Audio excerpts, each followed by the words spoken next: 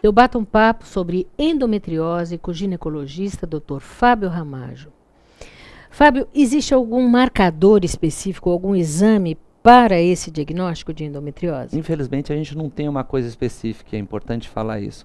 A gente tem alguns exames que sugerem Teve um grande exame que era o CA-125, que foi jogado como, descobrimos um marcador, só que ele não é marcador. Ele está presente em algumas pacientes com alterações, mas não é um exame que, se ele está alterado, a gente pode falar, pronto, você tem endometriose, resolvemos o seu problema. Talvez um marcador que a gente possa falar é aquilo que a gente falou no bloco anterior. O exame clínico e a conversa. A gente marca pelo que você me fala. Se você tem sintomas de endometriose, você fala um pouquinho mais. Mas um exame único que a gente pode falar, você tem endometriose, a gente ainda não tem nenhum disponível. E o que é o mapeamento da endometriose? Então, como eu falei, quando a gente falou de diagnóstico, como a gente faz o diagnóstico, o mapeamento da endometriose é uma forma de a gente saber o que a gente vai procurar quando a gente vai pensar numa indicação cirúrgica. Então você me deu um quadro clínico sugestivo de endometriose.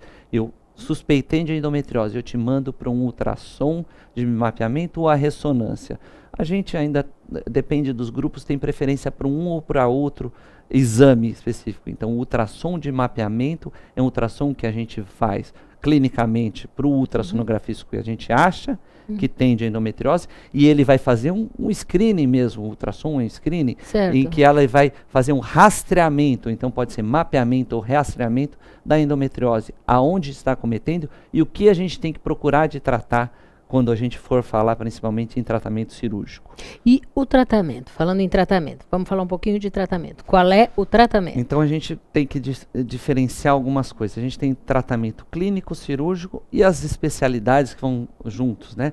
A endometriose, como a gente falou, que demora muito tempo para ela chegar, ela pode ter alterações até psicológicas, que ela precisa de tratamento psicológico. Sim. Alterações físicas que não passam talvez de um tratamento simplesmente cirúrgico. Então, a gente pode precisar de fisioterapeuta, de outras áreas. Na nutrição, a gente pode precisar. E a gente sempre fala da parte médica, o tratamento pode ser clínico ou cirúrgico. Quando é que a gente indica um tratamento cirúrgico? Então, a gente vai ter as pacientes com dor pélvica incapacitante, em que a gente tentou alguns analgésicos ou coisas mais simples e não resolveu.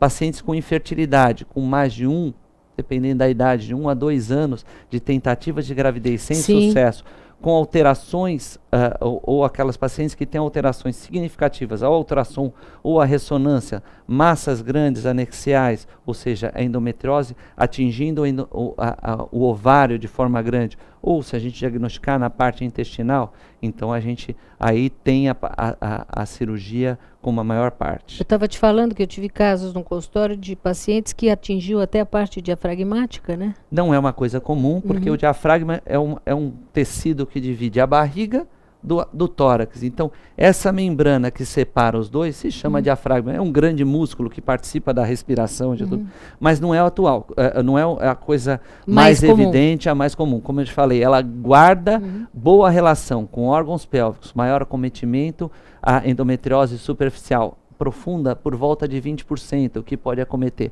parede pélvica profundamente, o reto como sendo a parte intestinal mais comum. Pode acometer o intestino delgado, não é mais comum. O apêndice também pode ser acometido e muitas vezes as pacientes chegam para mim falando de endometriose, mas ela foi para uma cirurgia de urgência de apêndice. Ela teve uma apendicite suspeitada, operou-se, o diagnóstico anatomopatológico, endometriose. Aí ela tem indicação de fazer um tratamento, aí se já foi excluído qualquer outro foco de tratamento cirúrgico, a gente parte para um tratamento clínico para isso. Tá? Agora, então, o tratamento, claro, primeiro é clínico, caso haja necessidade, ela vai partir para Vai partir para a cirurgia em casos selecionados do que a gente tiver no segmento da parte clínica dela, né? Agora, no caso, por exemplo, se você retirar o útero e o ovário, trata a doença? Não.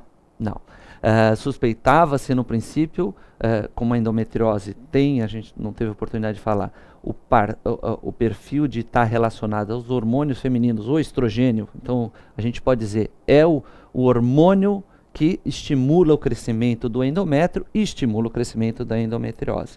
Então achava-se, tirou o útero, o ovário, faz a castração cirúrgica, às vezes não tirava o útero, mas tirava-se os 2 ovários, pronto, você está tratada porque eu tirei o seu hormônio. Não está tratada. Se eu deixei lesões de endometriose, principalmente as profundas, acometendo o intestino, acometendo a parede pélvica profundamente, acometendo os nervos, a endometriose é uma doença sem vergonha, ela vai para os nervos, por isso que é a dor. Então, se a gente deixa os nervos ou simplesmente eles presos pelos tecidos fibróticos que eles dão, ou se eu deixo eles acometidos sem retirar completamente, eu posso tirar o útero ovário e ela continua com a doença. E é uma cirurgia mais difícil. A retirada do útero simplesmente, ou a retirada dos ovários, é uma doença, é fácil de ser feito. Mas a cirurgia de tirar ou resgatar a lesão de endometriose que não foi completamente retirada com a retirada do útero é péssimo, é difícil. Bom, vamos falar disso, então, qual seria a cirurgia para o tratamento, mas no nosso próximo bloco. Ouça agora a doutora Elizabeth Gaspar, especialista em ortodontia e endodontia, dando uma dica de saúde bucal.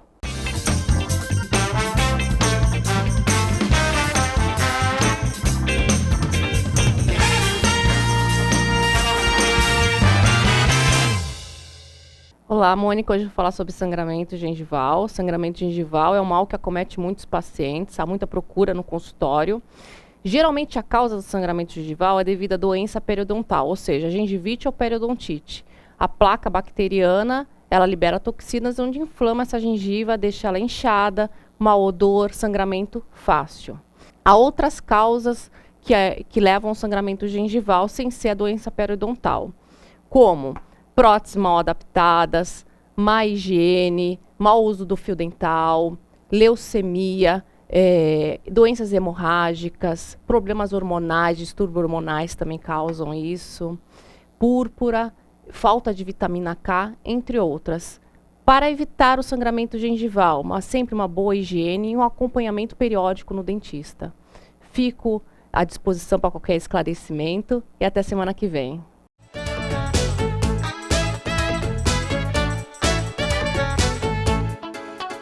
Comunicado. A Escola Santista de Astrologia está com inscrições abertas para os cursos regulares de formação em astrologia.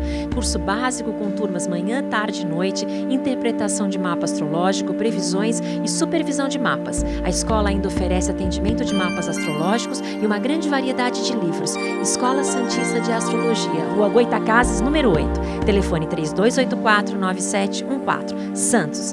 O Smart Center oferece salas executivas que podem ser utilizadas por hora, dia ou mês, além de auditórios para treinamentos, cursos e seminários, salas de reuniões e o exclusivo programa Link, em que o cliente pode divulgar o endereço e telefone do Smart Center para receber encomendas, correspondências e recados. Uma opção inteligente que tem como diferencial aliar comodidade e baixos custos. Smart Center, o seu escritório virtual definitivo.